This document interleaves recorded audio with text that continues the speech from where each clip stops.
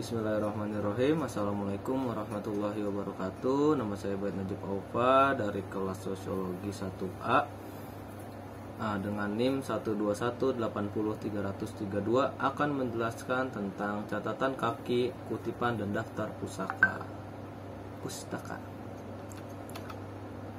Pengertian catatan kaki.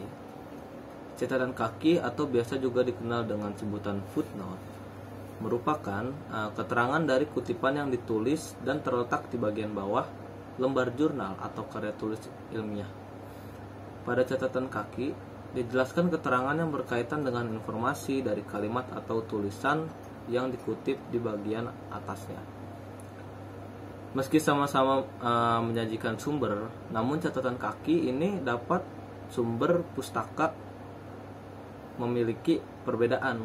Jadi perbedaan itu terletak pada peletakan sumbernya. Dalam penulisan catatan kaki juga terdapat beberapa unsur.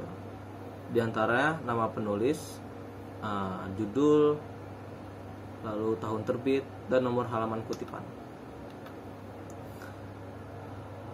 Catatan kaki juga memiliki ketentuan, yaitu menggunakan angka yang ditulis kecil di bagian atas format.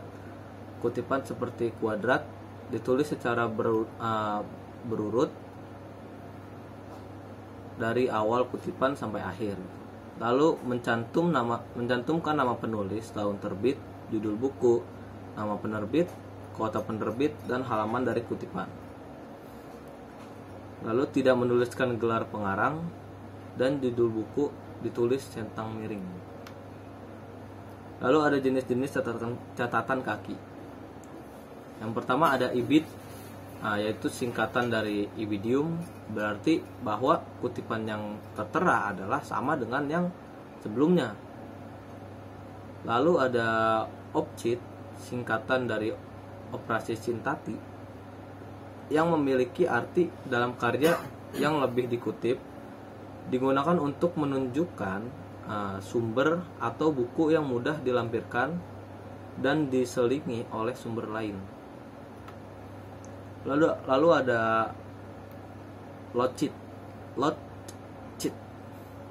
singkatan dari loco cintati, yang artinya tempat yang telah dikutip.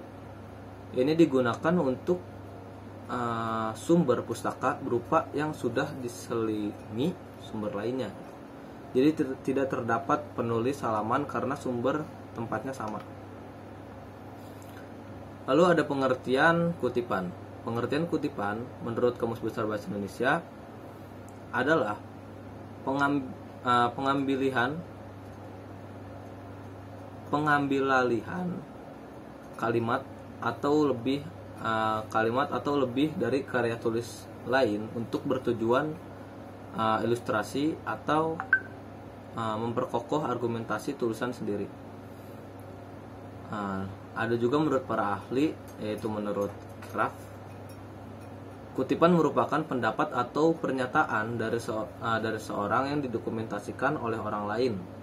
Dengan demikian, definisi kutipan adalah suatu kegiatan menuliskan satu kalimat atau lebih dari karya tulis lain yang dapat dipertanggungjawabkan untuk tujuan memberikan ilustrasi atau memperkuat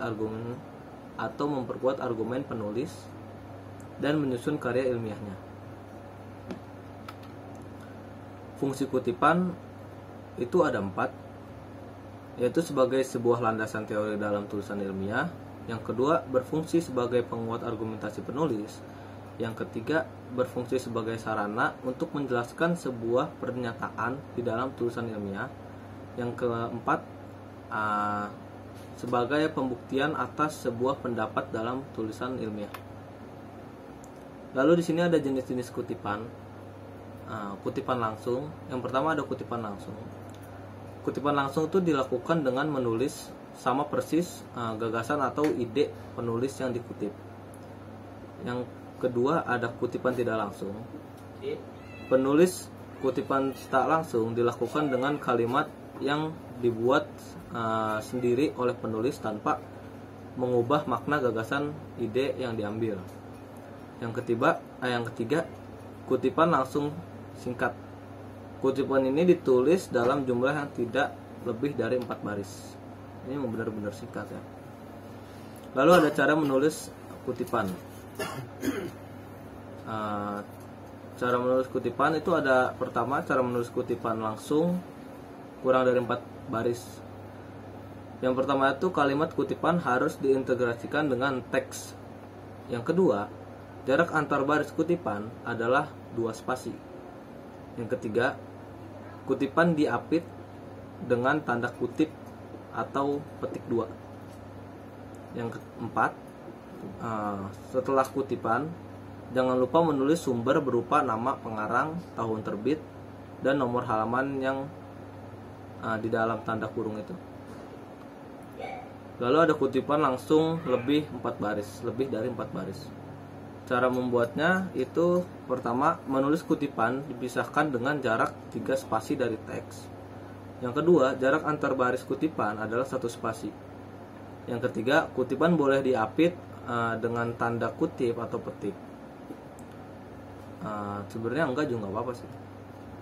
Terus yang keempat, setelah kutipan jangan lupa memberi keterangan sumber aslinya. Lalu pengertian daftar pustaka. Pengertian daftar pustaka, daftar yang berisi tentang buku-buku atau sumber lainnya yang digunakan dalam sebuah penelitian ilmiah. Lalu cara menuliskan daftar pustaka. Pertama, daftar pustaka ditulis berdasarkan ujaran abjad nama belakang sang penulis. Lalu yang kedua, daftar pustaka juga memiliki penulis yang sama, diurutkan berdasarkan tanggal publikasi yang paling awal. Sekian dari saya, kurang lebihnya mohon maaf. Wassalamualaikum warahmatullahi wabarakatuh.